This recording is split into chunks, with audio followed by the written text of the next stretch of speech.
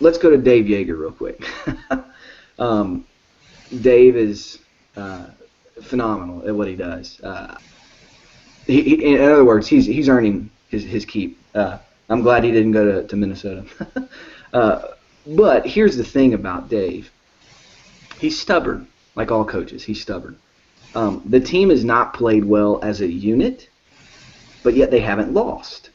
So, they're constantly finding a way to win. He's putting players like Courtney Lee and Tayshaun Prince this season in very good positions to make an impact.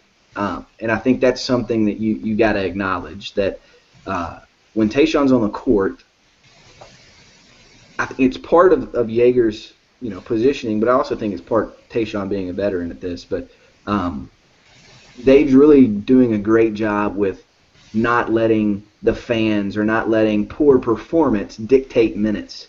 So in other words, the stubbornness is actually benefiting him in that way. So not benching John Lure and Vince Carter and Quincy Pondexter or Costa Kufas when they clearly are not playing well.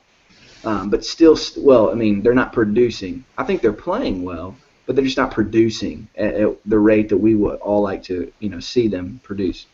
So here's my question. We're only 5 games in, but one, do you think Joerger has a shot at Coach of the Year? And if so, what needs to happen for him to be in that conversation?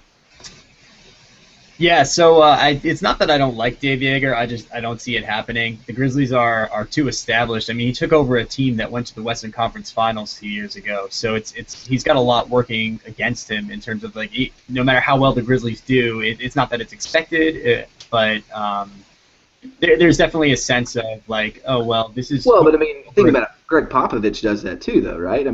Pop's taking the Spurs and he wins it.